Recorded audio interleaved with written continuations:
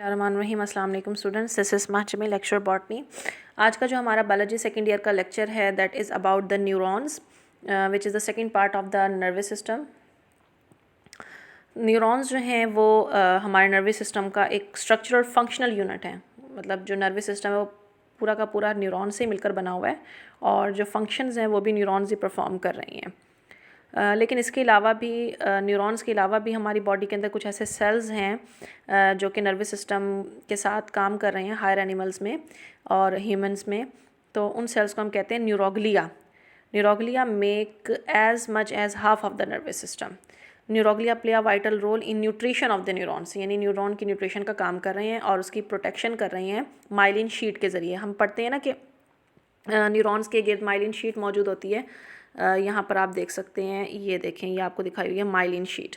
तो myelin sheath जो है वो प्रोटेक्शन कर रही है न्यूरॉन्स की and this myelin sheath is made by the neuroglia. There are 3 functional type of neurons. तो न्यूरॉन्स की हमारे पास 3 टाइप्स हैं। कौन कौन सी? सेंस न्यूरॉन्स, एसोसिएटिव न्यूरॉन्स जिनको हम इंटरमीडिएट न्यूरॉन्स भी कहते हैं, और तीसरी टाइप हो जाती है मोटर न्यूरॉन्स की। तो 3 तरह की हमारे पास टाइप हैं। सेंसरी न्यूरॉन्स का काम ये है कि इन्होंने मैसेज को लेकर जाना होता है उसके पास, नर्वस सिस्टम के पास। जो नर्वस सिस्टम बन रहा है वो एसोसिएटिव न्यूरॉन से बन रहा है और मैसेज नर्वस सिस्टम से जो इफेक्टर्स तक पहुंचता है वो मोटर न्यूरॉन्स के ज़रिए पहुंचता है। यहाँ पर डायग्राम में आपको डिफरेंट टाइप की न्यूरॉन्स दिखाई हुई हैं। अगर आप न्यूरॉन का स्ट्रक्चर देखें तो उसमें एक सेंटर के अंदर आपके पास एक वो होता है, सेल बॉडी होती है। ये आपके पास है सेल बॉडी। इसके बाहर जब आप देखें छोटी छोटी सी जो आउट ग्रोथ निकली हुई हैं, they are known as dendrites. और ये जो एक मेन आउट ग्रोथ है, this is known as the axon. Dendrites जो हैं मैसेज को एक न्यूरॉन से दूसरे न्यूरॉन की तरफ लेकर आ रहे हैं, इस तरह से सेल बॉडी की तरफ लेकर आ रहे हैं नर्व इम्पल्स को। और एक्सॉन जो है वो नर्व इम्पल्स को सेल बॉडी से दूर लेके जा रहा है। जैसे आप यहाँ पर देख सकते हैं एरोज जो हैं वो शो कर रहे हैं कि नर्व इम्पल्स जो है वो डेंड्राइट से सेल बॉडी की तरफ आती है और सेल बॉडी से जो है वो फिर एक्सॉन की तरफ जा रही होती है। यहाँ पर आपको 4 डिफरेंट टाइप की जो है वो न्यूरॉन्स दिखाई हुई हैं। According to their function, according to their location जो है वो इनकी टाइप्स वेरी करती हैं। सबसे पहले अगर हम ए वाली उसकी बात करें, डेंड्राइट अनलाइक द एक्सोन, यहाँ पर जो डेंड्राइट्स हैं वो बिल्कुल स्पाइनी सी अरेंजमेंट दे रहे हैं। ए के अंदर आप देख सकते हैं जैसे ये छोटे छोटे से स्पाइंस जो हैं वो बन रहे हैं। एक्सोन जो है वो एक सिंगल सा स्ट्रक्चर आपको शो कर रहा है। बी डायग्राम के अंदर अगर आप देखें, इसके अंदर अगर आप देखें तो वो कहते हैं the dendrites of certain brain cells branch profusely giving cell a tree like appearance. यहाँ पर देखें तो डेंड्राइट्स जो है वो बिल्कुल ऐसे जैसे ट्री लाइक अपेरेंस जो है वो इस डायग्राम के अंदर दे रहे हैं। सी जो है ये वाली जो आपके पास है वो आपको एक मोटर न्यूरॉन दिखाई हुई है। Motor neuron have long axon that run from the central nervous system to the effector। तो ये एक्सॉन जो है ये इसके अंदर मौजूद है जो कि सेंट्रल नर्वस सिस्टम से इफेक्टर्स तक जा रहे हैं। इफेक्टर्स जो है मसल्स भी हो सकते हैं। These axons are frequently but not always myelinated. तो आमतौर पे माइलिनेटेड होते हैं लेकिन कभी कभार ऐसा होता है कि इसमें माइलिन शीट मौजूद नहीं भी होती है, यानी ये ज़रूरी नहीं है कि माइलिन शीट मौजूद हो। Note the presence of many granules in the cell body and dendrites and their absence from the axon। तो कहते हैं आप यहाँ पर देख सकते हैं कि सेल बॉडी डेंड्राइट्स में ग्रेन्यूल्स मौजूद हैं जो कि एक्सॉन में आपको नहीं मिलते हैं। यहाँ पर आप इस डायग्राम के अंदर अपनी बुक में देखेंगे कि यहाँ पर छोटे छोटे से डॉट्स नज़र आ रहे हैं इसके अंदर। तो ये जो है वो ग्रेन्यूल्स बता रहे हैं कि इसके अंदर ग्रेन्यूल्स जो है वो मौजूद होते हैं, क्योंकि सेल बॉडी एक सेल है, उसमें न्यूक्लियस भी मौजूद है, तो इसके अंदर बाकी चीज़ें भी आपको नज़र आ रही होती हैं। अगर हम डी डायग्राम के अंदर देखें तो many sensory neurons have only one fibre. तो ये आपके पास एक सेंसरी न्यूरॉन है। इसके अंदर आप देख सकते हैं कि सिर्फ और सिर्फ एक फाइबर की शक्ल के अंदर ही प्रॉपर वो बना हुआ है, यानी डेंड्राइट भी जो है वो डेंड्रॉन की शक्ल के अंदर आपको मिल रहा है, यानी कि यूँ प्रॉपर उस तरह से नहीं मिल रहा जैसे हमने पीछे वाले डेंड्राइट्स देखे हैं। डेंड्राइट आपको एक सिंगल सा थ्रेड मिल रहा है which is known as the dendron. तो many sensory neurons have only one fibre which branch a short distance from cell body. One branch running between the receptor site and the dorsal root ganglion in which the cell body is located, and the other branch running from the ganglion to the spinal cord or brain। यानी एक branch जो है ये dendron वाली ये receptor से cell body की तरफ आ रही है और एक जो ब्रांच है वो इफेक्टर उस सेल वहाँ तक लेके जा रही है, उसको नर्वस सिस्टम तक लेके जा रही है। तो इस तरह से अब आपका होमवर्क यही है कि आपने मुझे ये चारों टाइप के जो न्यूरॉन्स हैं इनकी डायग्राम्स बनाकर सेंड करनी है व्हाट्सएप ग्रुप में। अच्छा, अब हम देखते हैं कि न्यूरॉन्स का जो स्ट्रक्चर है वो किस तरह का होता है। The neuron has protoplasmic processes arising from the cell body containing nucleus and various organelles embedded in the cytoplasm. तो कहते हैं कि न्यूरॉन्स में से दो मुख्तलिफ तरह के प्रोसेसेस निकल रहे हैं। यानी प्रोसेसेस क्या हैं? प्रोसेसेस जो हैं वो अभी हमने डिस्कस किए कि एक आपके पास प्रोसेस है एक्सॉन और एक आपके पास प्रोसेस है डेंड्राइट्स। ठीक है, तो दो तरह के प्रोसेस जो हैं वो इसके अंदर से निकल रहे हैं। तो सेल बॉडी के अंदर से दो तरह के प्रोसेसेस जो हैं वो निकल रहे हैं। सेल बॉडी खुद कैसी है? इसके पास एक न्यूक्लियस मौजूद है और बहुत सारे ऑर्गेनेल्स मौजूद हैं जो कि साइटोप्लाज्म में एम्बेडेड हैं।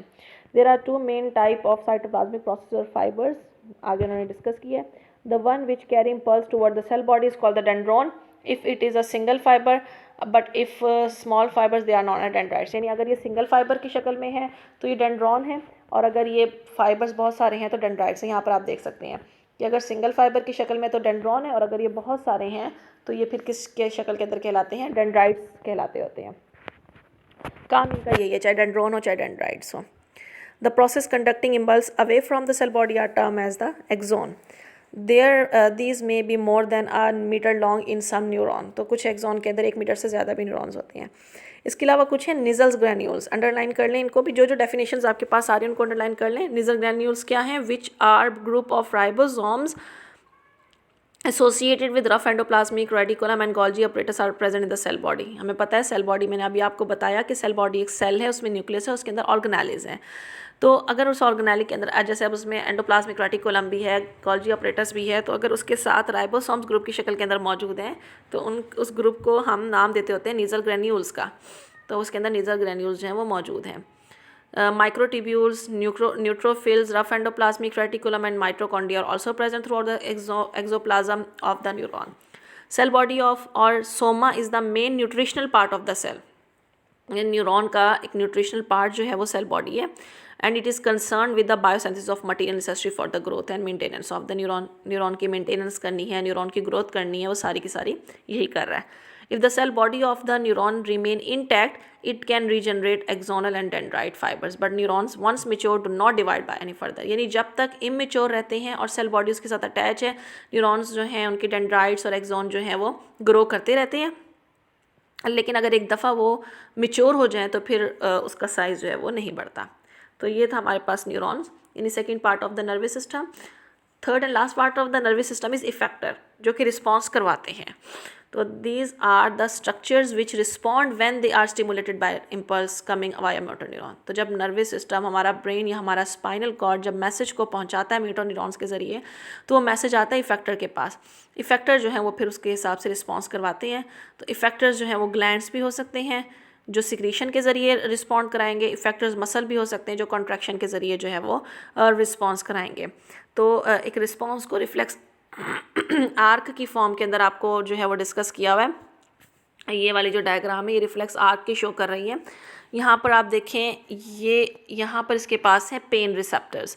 तो पेन रिसेप्टर ने सबसे पहले पेन को रिसेप्ट किया और सेंस न्यूरॉन्स जो हैं वो इसको फिर ट्रैवल करवा रही हैं यहाँ पर स्पाइनल कॉर्ड के पास।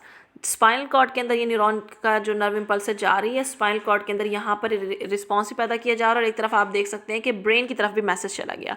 यानी होता ये है कि एट अ टाइम दो जगह पे मैसेज जाता है, आपके स्पाइनल कॉर्ड के पास भी जाता है, आपके ब्रेन के पास भी जाता है। जिस चीज़ को फ़ौरन से रिस्पॉन्ड करना होता है स्पाइनल कॉर्ड उसको रिस्पॉन्ड कराता है, और फिर उस चीज़ का इमेज आपके ब्रेन के अंदर भी बना दिया जाता है ताकि नेक्स्ट टाइम जो है वो आप अपने आप को इस कंडीशन से बचाएं। तो फिर उसके बाद स्पाइनल कॉर्ड मैसेज को पहुँचाता है मोटर न्यूरॉन के पास। मोटर न्यूरॉन जो है उसको ट्रैवल करवाते हुए इफेक्टर तक लेके आती हैं। यहाँ पर इफेक्टर मसल्स हैं, तो हम फ़ौरन से अपने हाथ को खींच लेते हैं, लेकिन साथ ही ब्रेन के पास भी मैसेज पहुँचा दिया जाता है ताकि नेक्स्ट टाइम जो है वो हम इस तरह की किसी चीज़ को हाथ ना लगाएं जिससे तकलीफ़ होगी। तो इसका फ्लो किस तरह से है? Flow of impulse through the nervous system involve receptor, neurons and effector. Will be clear if we study the example of reflex arc. Reflex arc को अंडरलाइन कर लें इसकी डेफिनेशन को। Reflex arc is the pathway of passage of impulse during reflex action. Reflex action क्या है? It is a type of involuntary action, यानी जो आपने एकदम से देना है। आप किसी कील को हाथ लगा रहे हो, मतलब एकदम से आपका किसी कील पर हाथ लगा है, किसी गर्म चीज़ पर हाथ लगा है, तो आप एकदम से हाथ खींच लोगे बगैर सोचे समझे। तो जो हमने एकदम से इनवॉलेंट्री एक्शन दिया है that is known as the reflex arc. The direction of stimulus is from receptor to sensory neuron, यानी रिसेप्टर से, देख सकते हैं आप, रिसेप्टर से सेंसरी न्यूरॉन के पास मैसेज किया, सेंसरी न्यूरॉन से एसोसिएटिव न्यूरॉन्स के पास मैसेज किया, फिर वहाँ से मोटर न्यूरॉन्स के पास मैसेज आया, मोटर न्यूरॉन्स के पास मैसेज और वहाँ से मैसेज जो है इफेक्टर के पास आ गया और फिर इस तरह से रिस्पॉन्स दे दिया गया।